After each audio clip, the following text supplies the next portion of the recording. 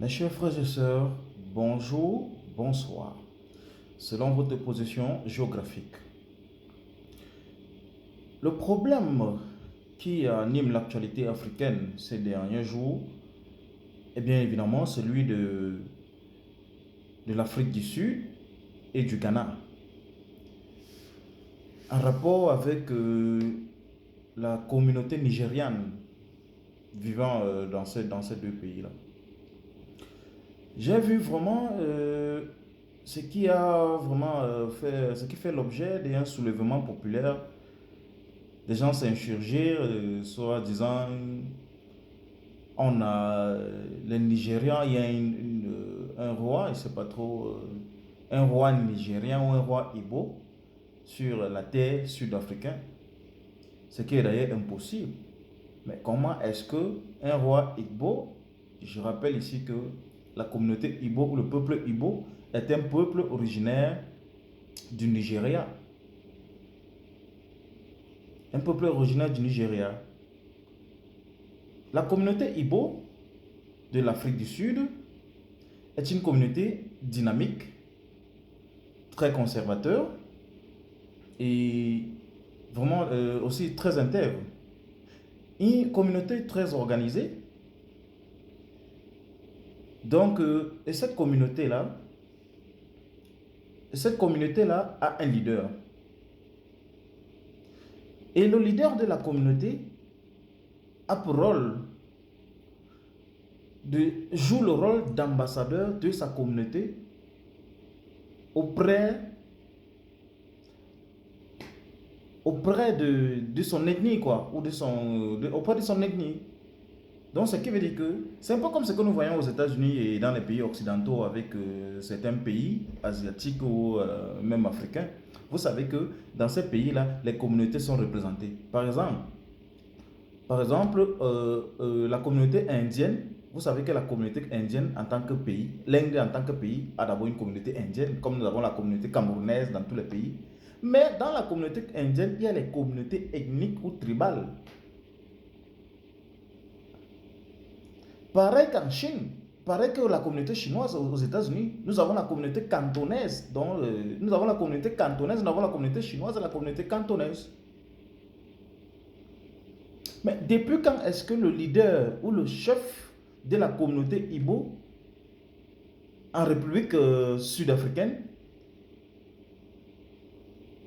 cause problème aux Sud-Africains? Moi, je ne comprends pas. Donc, si je comprends bien, ça veut dire qu'on tolère l'existence de la communauté qui est déjà une communauté bien constituée, de la communauté Igbo, mais on est faible à tolérer ou on n'accepte pas le fait que cette communauté ait un leader.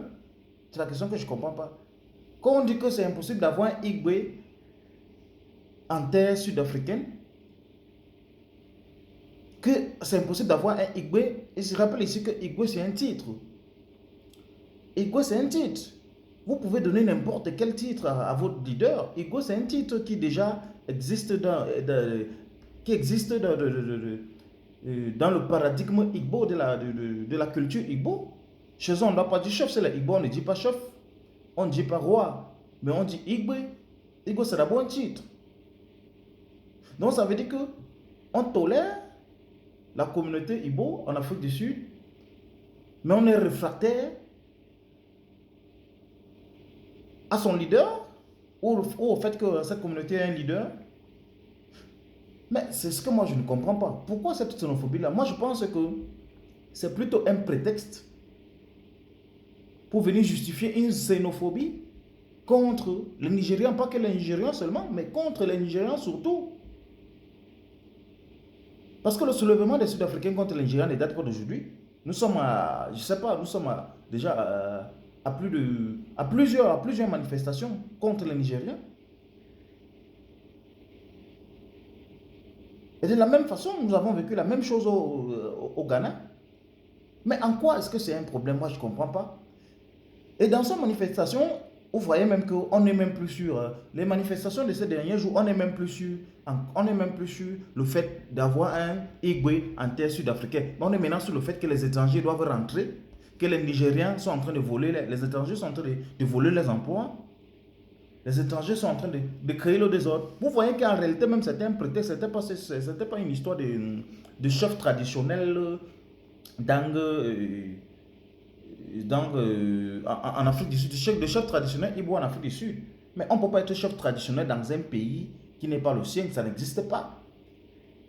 Mais est-ce que c'est difficile de comprendre? Vous ne voyez pas qu'on est plutôt en train de faire diversion, d'embrouiller? On embrouille les gens. On peut pas être. Comment est-ce qu'un étranger peut être chef traditionnel dans un pays qui n'est pas le sien? Ça n'existe pas. Il est chef de sa communauté.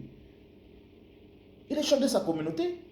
Donc, ce qui veut dire que s'il y a un problème dans la communauté Ibo, en Afrique du Sud, les autorités sud-africaines doivent passer par le représentant de cette communauté-là. C'est de ça qu'il s'agit. Et ce n'est même pas un cas isolé. Les Indiens, la communauté indienne qui vit en Afrique du Sud est tellement organisée. Ils ont également un leader. Ils ne se mélangent même pas. Ils ne se mélangent même pas avec les Sud-Africains. Ils pratiquent leur religion, ils pratiquent leur culte. Mais cela ne gêne personne. Mais ce qui est pire même dans cette histoire-là, c'est que en Afrique du Sud, il y a encore ce racisme-là, qui malheureusement ne fait pas assez de bruit. Il y a encore cet apartheid-là qui existe. Comment comprendre le fait qu'en Afrique du Sud, il y a une ville dans l'Afrique, dans la République sud-africaine, qui est interdite aux Noirs? Donc une ville dans laquelle aucun Noir ne peut déposer le pied. Aucun Noir ne peut poser le pied. La ville de Orania, qui est une ville des descendants des Afrikaners, des descendants de ceux-là même, qui ont combattu les Noirs, des descendants même des théoriciens de l'apartheid. Mais cette ville, malheureusement, est interdite aux Sud-Africains. Mais cela ne fait objet d'aucun débat, d'aucune manifestation. Mais les Noirs de l'Afrique du Sud sont forts à se lever, manifester et casser les commerces, saboter les commerces de leurs propres frères africains. Comment expliquer ça? Mais comment expliquer le fait que les Sud-Africains disent que les Nigériens viennent arracher leurs emplois? Alors que les Nigériens, là-bas, même chez eux, en Afrique du Sud, créent même des emplois. Ils ont des commerces. Ils ont des commerces, ils ont des petites entreprises. Ils ne sont même pas en train de chercher même ceux-là qui sont là de manière irrégulière, les sans-papiers. Mais tout le monde, nous voyons des vidéos circuler, tout le monde sont dans le même panier. Tout le monde sont dans le même panier. Est-ce qu'ils peuvent faire pareil à la communauté chinoise? Est-ce qu'ils peuvent faire pareil à la communauté indienne? Ils ne peuvent pas. Ça veut dire qu'on atteint un certain niveau de haine entre les Africains. Et c'est ce genre de choses que les impérialistes occidentaux ont besoin. Un pays africain comme ça, il est fragile. Il devient tellement fragile. L'impérialisme, c'est une faille pour l'impérialisme de nous attaquer facilement. L'impérialisme peut trouver que voilà un prétexte que voilà, on crée un problème diplomatique pour renverser l'Afrique du Sud facilement et permettre encore et redonner encore le pouvoir pleinement aux blancs de l'Afrique du Sud. Donc je pense que chaque Africain doit se penser sur ce genre de thématique, sur ce genre de problème. La responsabilité est à ces Africains-là qui ont à dire, mais qui continuent à garder le silence. Oui, la responsabilité est à ces Africains-là. Ils sont responsables. Pourquoi? Parce que la conscience collective dépend des leaders d'opinion publique. Mais si les leaders d'opinion publique sont muets, font le sourd face à ce genre de problèmes que rencontrent les populations africaines, le peuple africain, ça veut dire qu'ils sont des mèches parce qu'ils ne disent mot consent. Mais qui sont censés résoudre ou apporter des solutions aux problèmes existentiels dans la société africaine, s'ils ne sont pas les cerveaux africains, s'ils ne sont pas les penseurs africains? Que disent alors ces penseurs africains face à ce genre de choses? Mais curieusement, c'est plus dans les... Je ne comprends pas pourquoi c'est plus dans les pays anglophones que nous rencontrons ce genre de choses. Dans les pays francophones, c'est presque impossible de trouver ce genre de choses. Parce que la communauté nigérienne est tellement... Il y a la communauté nigérienne au Bénin, très dynamique. La communauté nigérienne au Tchad, au Cameroun, très dynamique. Les Igbo, ils sont partout en Afrique. Ils sont partout et c'est le même mode de fonctionnement. On n'a jamais entendu au Cameroun que non, la communauté Ibo est comme ça. La communauté Ibo, c'est chefferie. Paraît que la communauté Aoussa, mais la communauté Aoussa fonctionne également comme la communauté Ibo. Partout là où la communauté Aoussa s'installe, elles vivent toujours en communauté avec un leader. Mais pourquoi en Afrique francophone ce genre de choses n'existe pas? Pourquoi au Cameroun les Igbos sont présents dans toutes nos villes?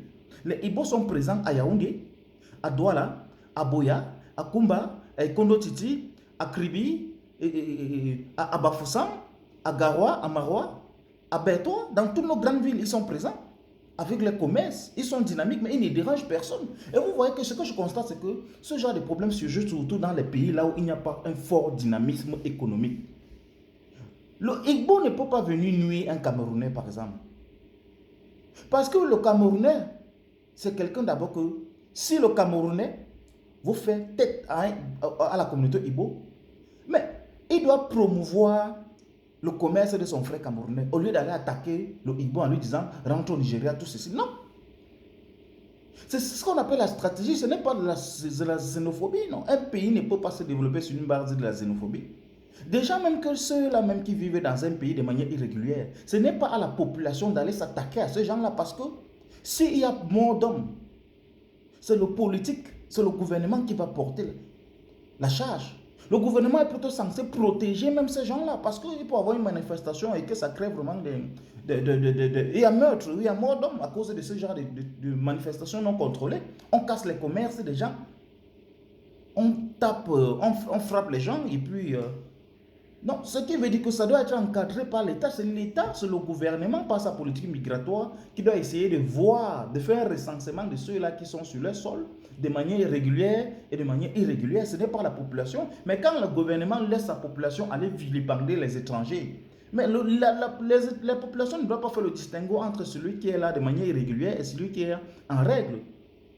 Parce que c'est de l'émotion. Ils sont sur une emprise émotionnelle. Donc le gouvernement sud-africain et ghanéen sont responsables des torts de leur population sur la communauté nigériane dans les pays respectifs. Faisons très attention. S'il y a un problème de manque d'emploi dans un pays, c'est le gouvernement qui doit assurer ce problème.